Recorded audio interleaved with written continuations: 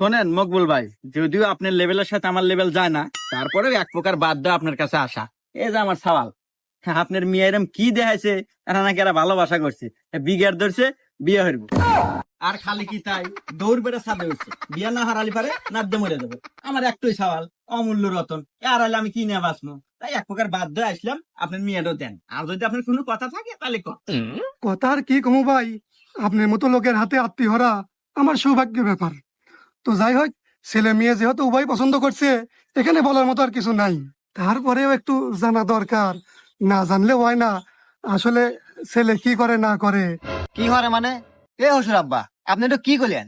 আমার বাপের সম্পর্কে আপনার কোনো ধারণা আছে? আমার বাপের যা আছে আপনার মেয়ে আর আমি হারা বছর বসতে খামু, তার এক কানিও ফুরাবো না।